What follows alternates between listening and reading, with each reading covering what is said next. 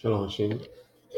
Esse que vos fala, Alf, neste 19 de janeiro de 2018, 5:10, Paz do Senhor.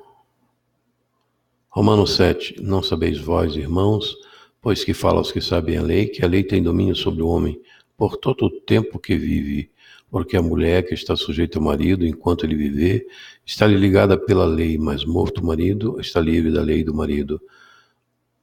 Nós estamos sujeitos à lei de Deus, que Jesus disse, passará os céus e a terra, mas a minha palavra não passará. Disse também Jesus, não penseis que vim revogar a lei, não vim revogá-la, mas cumpri-la plenamente e aos seus objetivos, de sorte que estamos sobre a lei de Deus, sempre, toda a nossa vida. No caso do matrimônio, que é sagrado para Deus, até a vida do cônjuge. Não nos levemos pelo modernismo do mundo de escala, mundo sem Deus, mundo dos ganhos, da cobiça e da violência e do maligno.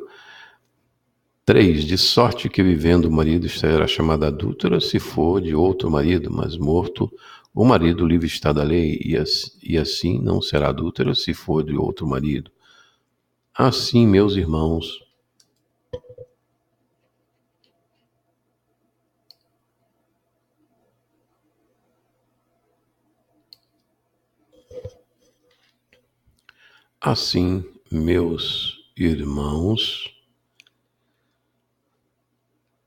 também vós estáis mortos para a lei pelo corpo de Cristo, para que sejais de outro daquele que ressuscitou dentre os mortos, a fim de que demos fruto para Deus.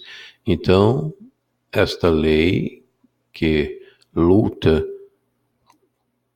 o entendimento da lei que luta contra o pecado, foi crucificada em Cristo. E agora estamos mortos para a lei, para a maldição da lei, que a maldição da lei é a aplicação da penalidade da lei.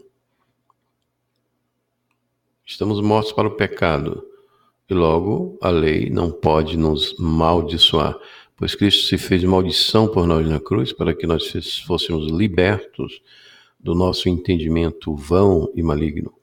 5. Porque quando estávamos na carne, as paixões dos pecados, que são pela lei, operavam em nossos membros para darem fruto para a morte. Mas agora temos sido libertados da lei, tendo morrido para aquilo em que estávamos retidos, para que sirvamos em novidade de espírito, e não na velhice da letra. Então, Paulo mostra a deficiência da lei para a nossa vida, pois é dinâmica, é rápida, e as reflexões da lei são demoradas e muitas vezes poluídas pelas nossas tradições, preconceitos e pensamentos impuros.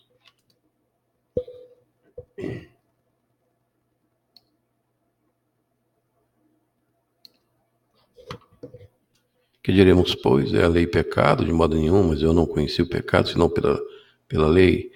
Mas, vindo o mandamento, eu vivi o pecado e eu morri, e o mandamento que era para a vida, achei que me era para a morte.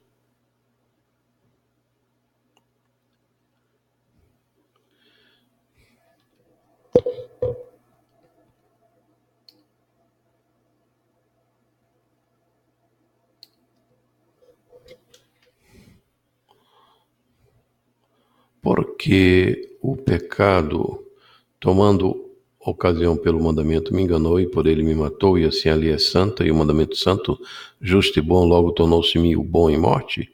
De modo nenhum, mas o pecado, para que se mostrasse pecado, operou em mim a morte pelo bem, a fim de que pelo mandamento o pecado se fizesse excessivamente maligno. Porque bem sabemos que a lei é espiritual, mas eu sou carnal, vendido sob o pecado.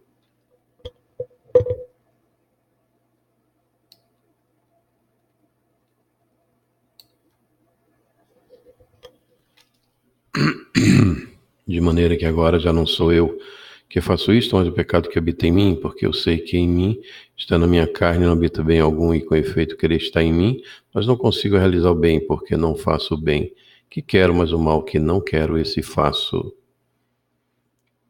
Em que Paulo nos mostra essa luta, essa dialética, esse conflito do entendimento da lei em nós que conhecemos. Ele fala aos que conhecem a lei, não fala aos gentios que não conhecem a lei, mas fala aos judeus que conhecem a lei, discutem e analisam a lei, do conflito que há em nós, pois não conseguimos cumprir a lei.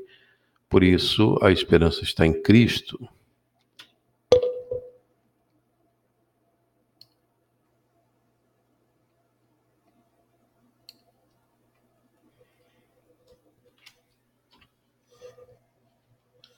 Ora, assim é que se eu faço o que não quero, já o não faço eu, mas o pecado que habita em mim, acho então esta lei em mim, que quando quero fazer o bem, o mal está comigo, porque, segundo o homem interior, tenho prazer na lei de Deus, mas vejo nos meus membros outra lei que batalha contra a lei do meu entendimento e me prende debaixo da lei do pecado que está nos meus membros. Miserável homem que eu sou, quem me livrará do corpo desta morte? Então a carne, esse corpo mortal, herdou aquela inclinação do mal de Adão. E Adão, caído, não poderia gerar outro corpo, senão este. Esperamos o corpo em Cristo, em 1 Coríntios 15, que é o corpo celeste, que não haverá mais nesse corpo celeste glorificado com Jesus, depois da ressurreição geral universal, antes do milênio da grande tribulação sobre a terra turca. Nós iremos, então, ter um corpo que não haverá mais esse conflito, mas, por enquanto, deveremos viver em oração.